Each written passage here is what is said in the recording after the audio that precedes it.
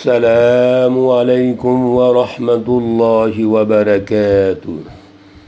اعوذ باللہ من الشیطان الرجیم، بسم اللہ الرحمن الرحیم۔ وَإِذْ قُلْتُمْ يَا مُوسَىٰ لَن نَّصْبِرَ عَلَىٰ طَعَامٍ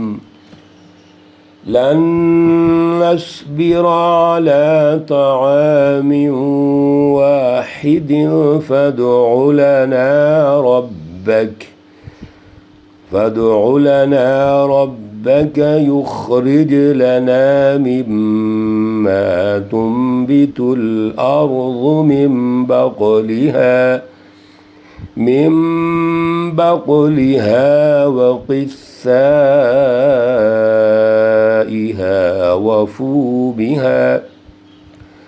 وفومها وعدسها وبصلها، صدق اللہ العلی العظیم۔ اللہم صلی علی سیدنا ومولانا محمد النبی الأمی وعلی آلہ واصحابہ وبارک وسلم وصلی علیہ۔ معزز سامعین و سامعات، پارہ نمبر 1 سورۃ البقرہ، آیت مقدسہ نمبر 61 ہے۔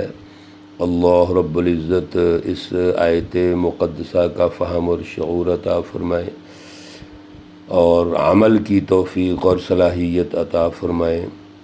گزشتہ رکوع جب شروع ہوا ہے، آیت مقدسہ نمبر 60 میں ایک تسلسل گزارش کی تھی کہ یہ بنی اسرائیل پر اللہ کے انعامات اور پھر اس کے نتیجے میں بنی اسرائیل کے رویے، اور اللہ نے انعامات دیے اور دے کر اس کے ضابطے بھی ارشاد فرما دیے ہیں کہ آپ نے ان کو استعمال کیسے کرنا ہے۔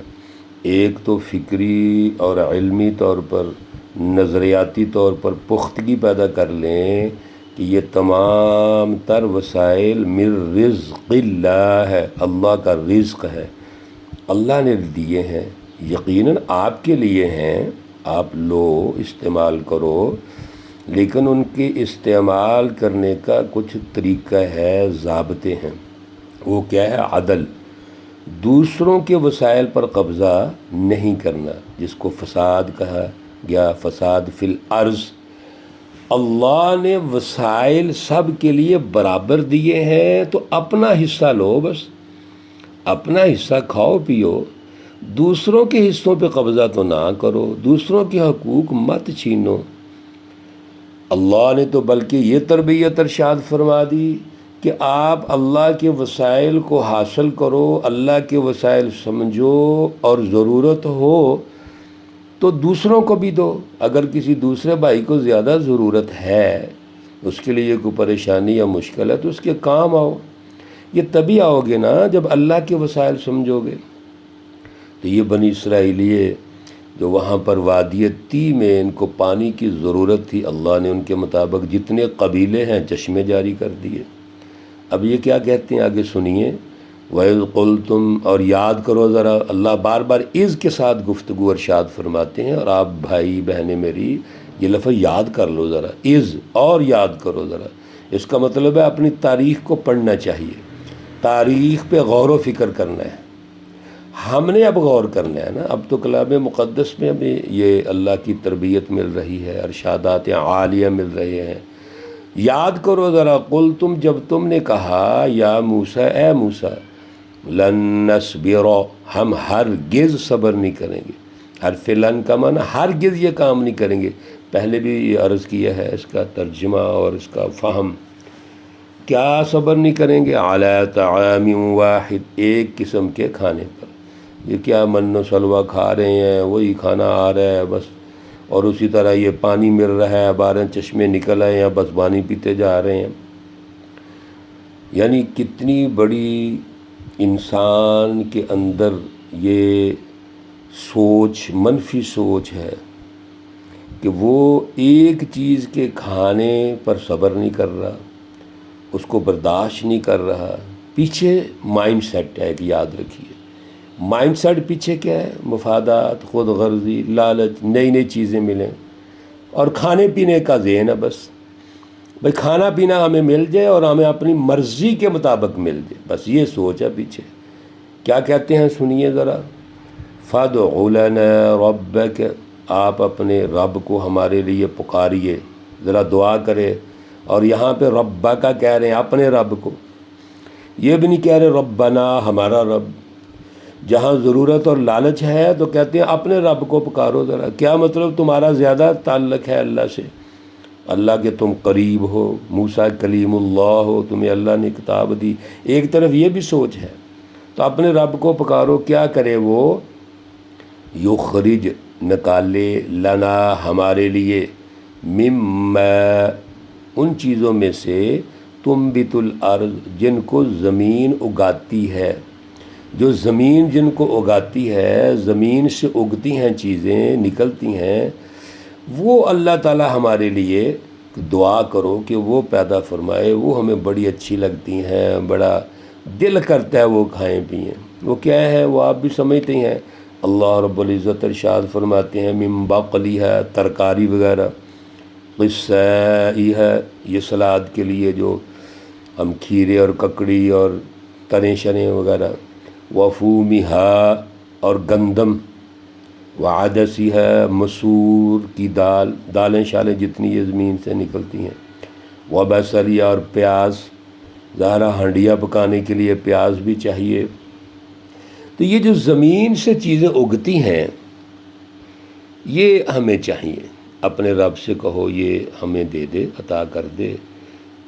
قال، حضرت موسیٰ علیہ السلام نے فرمایا، اتستبدلون، کیا تم تبدیل کرتے ہو، الذی ہوا ادنا، اس چیز کو جو کم تر ہے، بالذی ہوا خیر، اس چیز کے بدلے میں جو بہتر ہے۔ اللہ نے تمہیں من و سلوہ دیا اور اچھی سے اچھی چیزیں دیں، نعمتیں عطا فرمائیں، یہ کیا چیزیں آپ اپنا مانگ رہے ہیں، سوال کر رہے ہیں؟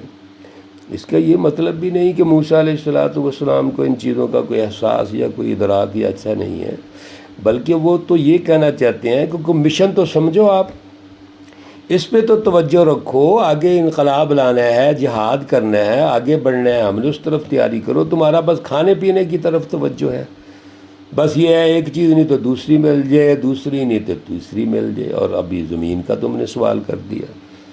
اللہ نے فرمایا ٹھیک ہے پھر، اہبطوا مصرا، جاؤ پھر اس شہر میں چلے جاؤ، فإن لکم ما سألتم، پس بے شک تمہارے لیے ہے، ما سألتم جو تم مانگتے ہو، شہری زندگی میں جاؤ تمہیں یہ سارا کچھ مل جائے گا۔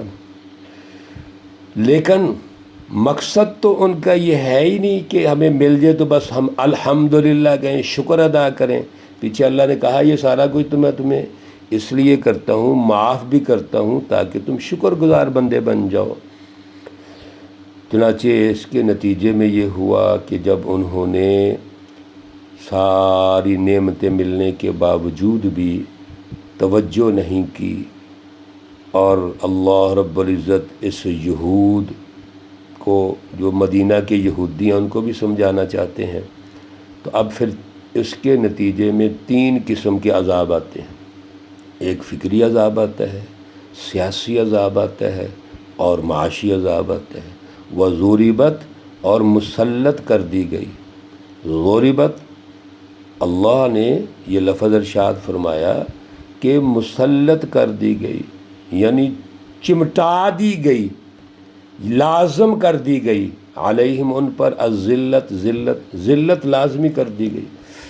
کوئی بھی قوم جب ایسے عذاب میں مبتلا ہوگی تو سب سے پہلے وہ سیاسی طور پر غلامی کی میں چلی جاتی ہے، تو ذلت کا تعلق سیاسی نظام سے ہے۔ والمسکنہ، اور غربت، غریبی، مسکینی، یہ معاشی نظام سے تعلق ہے اس کا۔